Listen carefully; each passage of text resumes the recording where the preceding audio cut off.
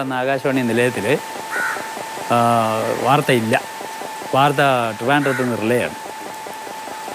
Regional news ട്രിവാൻഡ്രത്ത് നിന്ന് relay ചെയ്യണം, അല്ലാതെ കോഴിക്കോട്ട് സ്വന്തമായിട്ട് ഒറിജിനേറ്റ് ചെയ്യുന്നില്ല. ഞാൻ വന്നാണ് എനിക്കത് ന്യൂസ് തുടങ്ങാനുള്ള ഒരു തീരുമാനത്തോടെയാണ് എന്നെ അങ്ങോട്ട് അയക്കുന്നത്. ഞാൻ അവിടെ ചെന്നാണ് ആദ്യത്തെ ബുള്ളറ്റിൻ വിടുന്നത്. അന്ന് ടെലിപ്രിൻ്ററും മറ്റ് സൗകര്യങ്ങളുമൊക്കെ ഞാൻ ചെന്നിട്ടാണ് അവിടെ ഇൻസ്റ്റാൾ ചെയ്യുന്നത്. ഈ കോഴിക്കോട്ട് ആകാശവാണി നിലയത്തിൽ ഞാൻ കഴിച്ചു കൂട്ടിയ 3 വർഷക്കാലമാണ് എൻ്റെ ജീവിതത്തിലെ ഏറ്റവും പുഷ്കലമായ സമയം, ഏറ്റവും സമ്പന്നമായ സമയം. എനിക്ക് ഒരിക്കലും ഒരു വിഷമമോ ഒരു നിരാശയോ ഒന്നും ആ കാലത്തിനിടയ്ക്ക് ഉണ്ടായിട്ടേ ഇല്ല.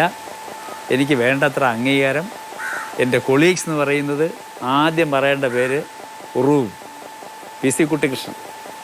അദ്ദേഹത്തെ പോലെ സഹൃദയനായ ഒരാളെ, അദ്ദേഹത്തിൻ്റെ നോവലുകളൊക്കെ അന്ന് മാതൃഭൂമിയിൽ സീരിയലൈസ് ചെയ്യുന്ന കാലമാണ്.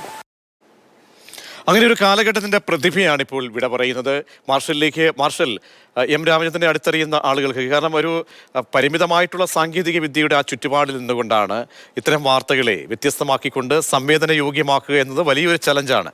ആ ചലഞ്ച് ഏറ്റുവാങ്ങിയാണ് മലയാളികളുടെ പ്രിയപ്പെട്ടവനായ പ്രിയപ്പെട്ട വാർത്താവതാരകനായി അദ്ദേഹം മാറുകയും ചരിത്രത്തിൻ്റെ ഭാഗമാവുകയൊക്കെ ചെയ്യുന്നത്. അപ്പോൾ കുറച്ചുകൂടി നമ്മൾ ആഴത്തിൽ അദ്ദേഹത്തെ പരിശോധിക്കുമ്പോൾ, ഒരുപക്ഷെ ഒരു KCB എഞ്ചിനീയറായി മാറേണ്ടിയിരുന്ന ഒരു മനുഷ്യൻ വാർത്തയുടെ ലോകത്തേക്ക് എത്തപ്പെട്ടതിലെ ആ ഒരു ആകസ്മികതയാണ് അദ്ദേഹം ആദ്യമേ തന്നെ നമ്മളോട് സംസാരിക്കുമ്പോൾ പറയുന്നത്. അങ്ങനെ എത്തപ്പെട്ട ആ മേഖലയിൽ അവിടെ നിന്ന് ഏറ്റവും നല്ല രീതിയിലേക്ക് അദ്ദേഹത്തിന് ഒരു പ്രകടനം കാഴ്ചവെക്കാൻ വേണ്ടി സാധിക്കുന്നു. മലയാളി എന്നും ഓർമ്മിക്കുന്ന ഒരു വാർത്താവതാരനായി അദ്ദേഹം മാറുകയാണ്. അപ്പോൾ നേരത്തെ പ്രതീക്ഷ സൂചിപ്പിച്ച പോലെ ആകാശവാണിക്ക് അന്നുണ്ടായിട്ടുള്ള ഒരുപാട് സാങ്കേതികമായ പരിമിതികളുണ്ട്. പലപ്പോഴും അടുത്ത വായിക്കേണ്ട വാർത്ത ആ സമയത്ത് എത്തിയെന്ന് വരില്ല. അതോടൊപ്പം തന്നെ ഇന്നത്തെ പോലെയല്ല, അന്ന് സാങ്കേതികവിദ്യയോടുള്ള ഒരു പ്രതിസന്ധി മൂലം പല വാർത്തകളും പല വഴിക്ക് വന്ന് നിന്നു പോയിട്ടുണ്ട്. അതിനുണ്ടായിട്ടുള്ള പ്രതിസന്ധികൾ അദ്ദേഹം പറയുന്നുണ്ട്.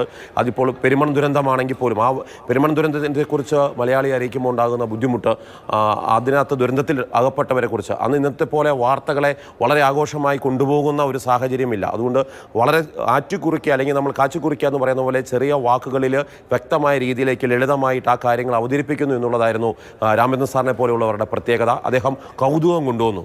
അദ്ദേഹം കൗതുക വാർത്തകളിലേക്ക് എങ്ങനെ എത്തിയെന്ന് ചോദിച്ചാൽ, മനുഷ്യനെ പട്ടി കടിച്ചാൽ കുഴപ്പമില്ല. ശരി, മാർഷൽ മടങ്ങിയെത്താം ഇപ്പോൾ.